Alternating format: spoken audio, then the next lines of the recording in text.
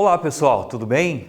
Como vão vocês? Aqui é o professor Volney, professor de Ciências do 9º ano. Hoje estou aqui para mais uma aula de Ciências, onde nós vamos fazer uma retomada de conteúdos acerca das funções químicas inorgânicas. Lembrando que na aula passada nós trabalhamos funções ácidos e bases. Hoje nós vamos trabalhar com os sais e com os óxidos. Antes de iniciarmos, não esqueçam, vão lá no Classroom, entrem no aplicativo e garantam a presença de vocês. É o primeiro link agora. Não esqueçam que mudou um pouquinho. Outra coisa, pessoal, vamos fazer uma reflexão do dia, tá? Sobre a educação, por exemplo. A educação é a principal ferramenta de mobilidade social no nosso país. Ela mudou a minha realidade e pode mudar a realidade de vocês também. Vamos lá? Vamos estudar? Pegue o caderno, pegue uma caneta, um lápis, pegue a tabela periódica, o livro de ciências. Venham, convido vocês para que possamos ter uma aula bem bacana. Então vamos lá, o que nós vamos trabalhar então? Nós vamos retomar alguns conteúdos sobre ácidos e bases. Nós vamos falar um pouquinho sobre as propriedades dos sais, propriedades dos óxidos, aonde é que nós encontramos os sais, aonde é que nós encontramos os óxidos, como que ele é utilizado no dia a dia e convido vocês também na parte dos sais para que a gente possa reconhecer isso através de um experimento, beleza? Iniciando, retomada de conteúdos, ácidos. Isso aqui nós falamos há uma aula atrás, retomada de conteúdos que falou sobre ácidos. Então, rapidamente, quem que são os ácidos? Ácidos são aqueles compostos, olha o que vocês vão observar nos ácidos. A presença do elemento hidrogênio. Quando um ácido tem o hidrogênio e não tem o oxigênio na fórmula, na molécula, ele é considerado um hidrácido. Quando o oxigênio entra na molécula, a gente chama esse ácido de oxiácido. O que mais? Uma coisa muito importante, os ácidos em contato com tecidos vivos, eles podem queimar, corroer ou destruir. É lógico, existem os ácidos fortes, existem aqueles mais fracos. E vai depender também da sua concentração dentro da substância. Uma coisa muito importante, e essa teoria que nós falaremos sobre as funções químicas, é a teoria proposta por Arrhenius.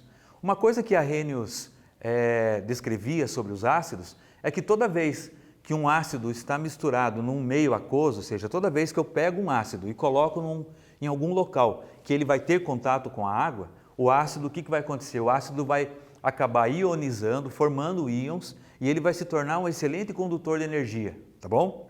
Agora, para a aula de hoje, como nós vamos falar sobre os sais, eu gostaria que vocês se atentassem a uma característica dos ácidos que a gente vai usar lá na frente.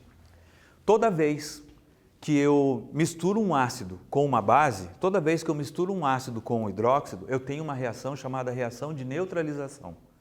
Essa reação química de neutralização é a reação química que dá origem aos sais, aqueles compostos que a gente vai ver mais adiante, beleza? Segundo grupo aqui, ó, relembrando, o grupo dos hidróxidos. Qual que é a principal característica dos hidróxidos? A presença do radical hidroxila, que é esse composto aqui, ó, essa molécula aqui, ó, oxigênio e hidrogênio. Então, quando vocês observarem o radical hidroxila aqui, é uma característica importante dos hidróxidos. Eu falei base, falei hidróxido. Sim, os hidróxidos também são chamados de bases, são comumente chamados de bases. Assim como os ácidos, as bases em contato com tecidos vivos podem queimar, corroer ou destruir. Então, não vale a pena brincar com eles. É lógico que em concentrações mais amenas, elas são utilizadas no nosso dia a dia. Então, isso vai depender do pH, tá bom? Também dei uma olhadinha no pH que foi trabalhado na aula anterior. Os ácidos, como eu havia falado, quando a gente consegue experimentá-los, tem sabor azedo. Como, por exemplo, o ácido que está nas frutas cítricas, no limão, na laranja, né? O ácido cítrico. As bases, quando a gente consegue experimentá-las, elas têm sabor adstringente. O que é o sabor adstringente? Vocês já comeram caqui verde? Quando a gente vai comer o caqui verde, parece que fica aquele sabor amarrento na boca. Aquele sabor amarrento a gente chama de adstringente, é o sabor de uma base. Então, podem queimar, corroer ou destruir, e tem uma característica bem importante aqui, segundo Arrhenius.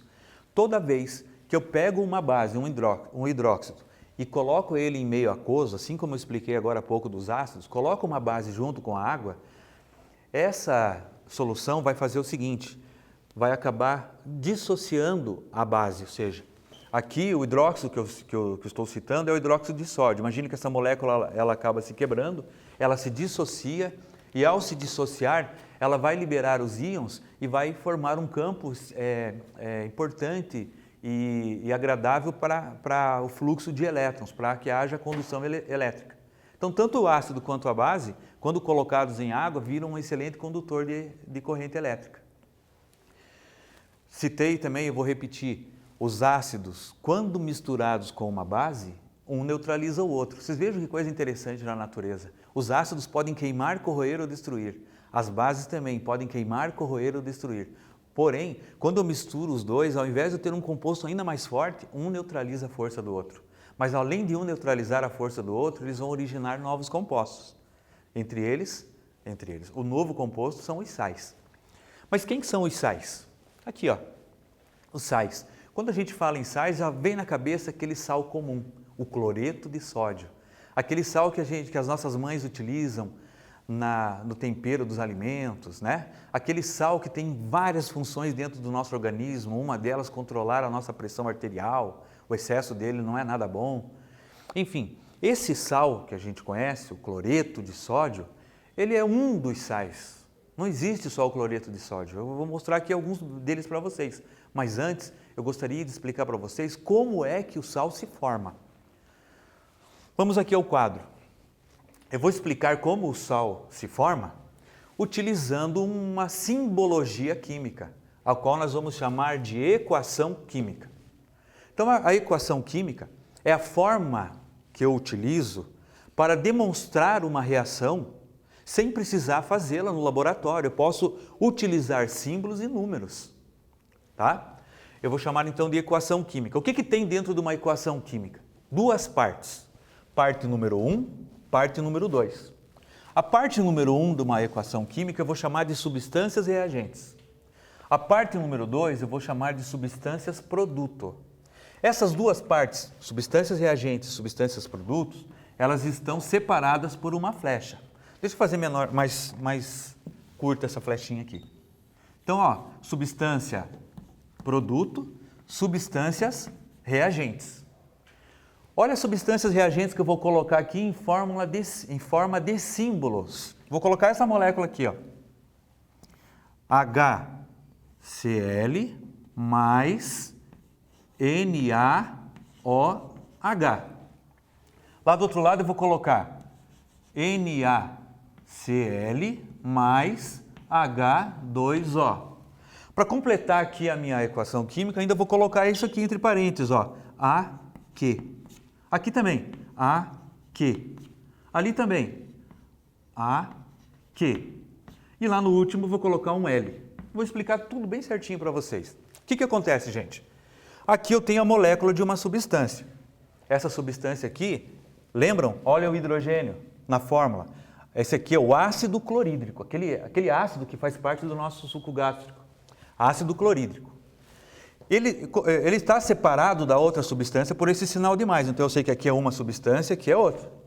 Essa substância aqui é o hidróxido de sódio, uma base, como eu expliquei, como eu mostrei anteriormente ali no slide.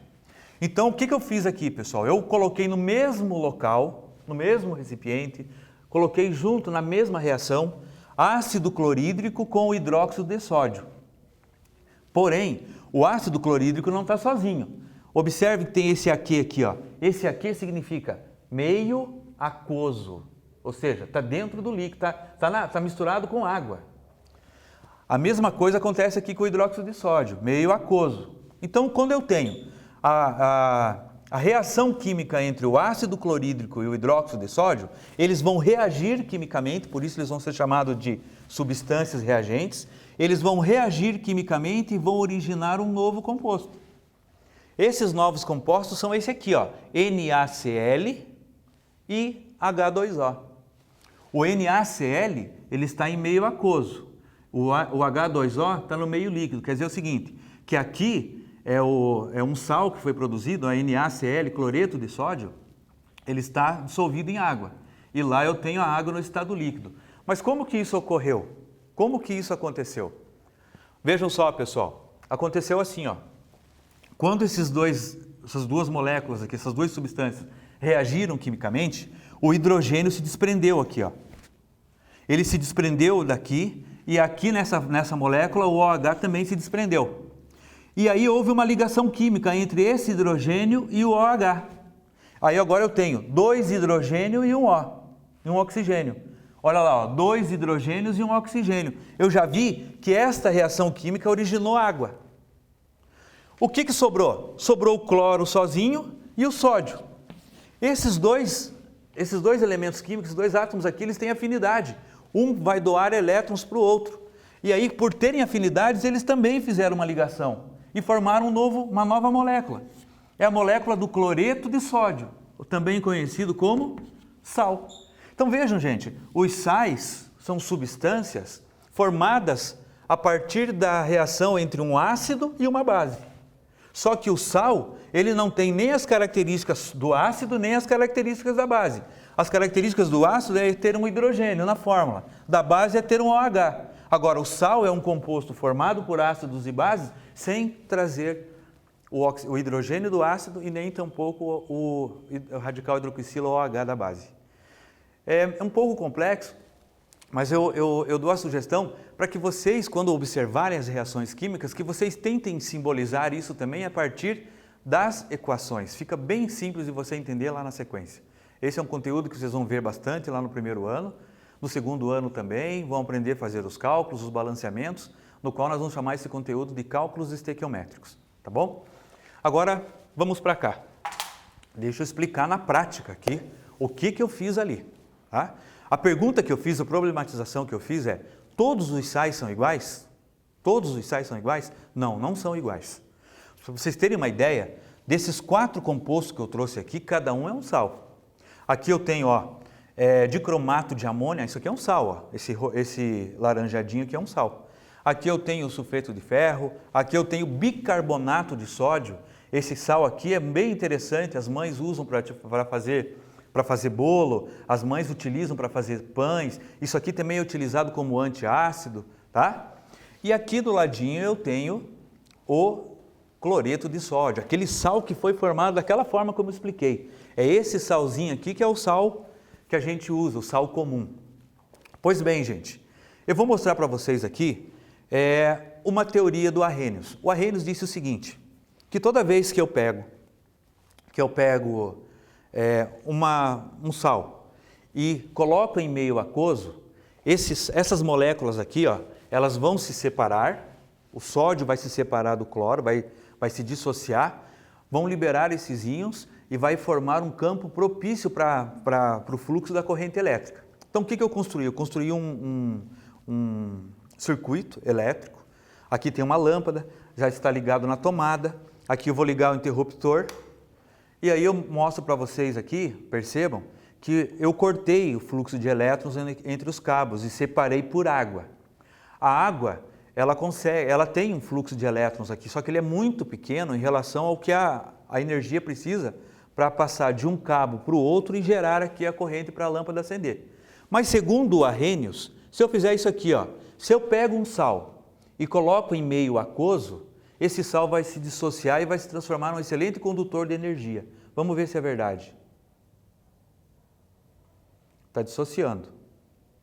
Opa, olha a lâmpada lá, gente. Ó, quanto maior é a quantidade de sal que eu coloco, maior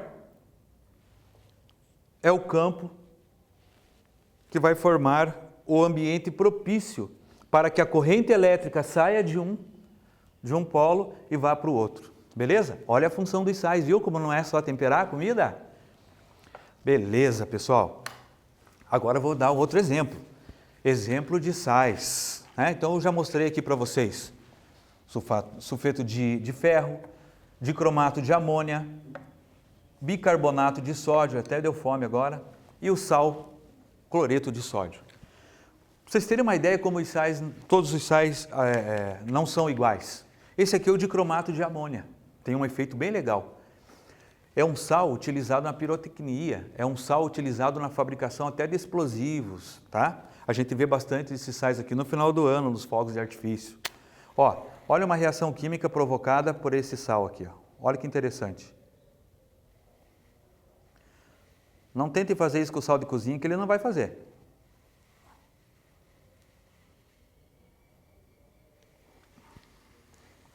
Faz aí, cara, não deixa eu sozinho. Olha lá, pessoal. Olha a decomposição dele, que interessante que fica.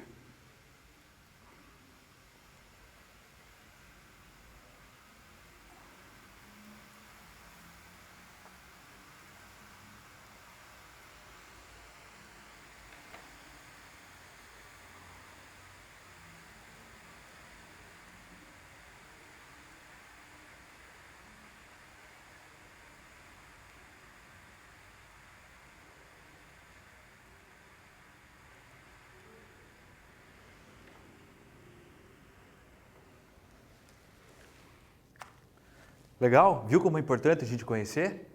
Viu como é importante a gente relacionar os sais ao nosso cotidiano? Tá bom? Vamos continuar aqui. Então, agora que a gente já sabe as propriedades dos sais, aqui são slides que já foram explicados no quadro. Como é que você exemplifica isso através de uma equação química. Aqui eu fiz em forma de analogia o que eu expliquei no quadro também, né? O ácido clorídrico em meio aquoso, reagindo com o hidróxido de sódio em meio aquoso. Antes da flecha, substâncias reagentes vão originar o cloreto de sódio, né, um sal, e a água no estado líquido. Beleza? Agora é com vocês, pessoal. Vou fazer o desafio aqui para vocês. Quero que vocês respondam. Espera aí só um pouquinho. Aí, ao ser colocado na boca, o sal é dissolvido instantaneamente na saliva e logo se espalha pelas 1000 papilas gustativas localizadas na língua. Aquelas verruguinhas ali são as papilas gustativas. Sua função é regular a pressão arterial e seu excesso no organismo provoca hipertensão arterial. Falei bastante dele, hein? Qual é o tipo de sal com essas características? Letra A é o fluoreto de sódio. Letra B é o cloreto de sódio. Letra C é o bicarbonato de sódio. Letra D é o cloreto de sódio, mais uma vez aparecendo aqui. Então é vocês que vão fazer.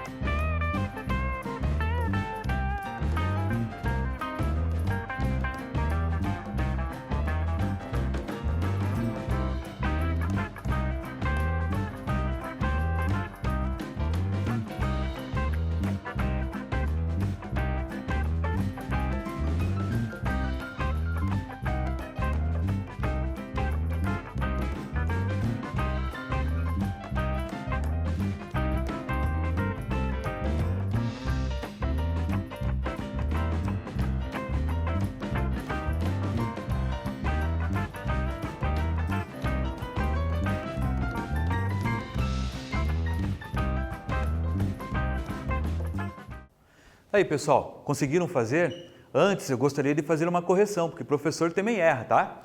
Aqui eu falei que o sal é dissolvido instantaneamente na saliva e logo se espalha.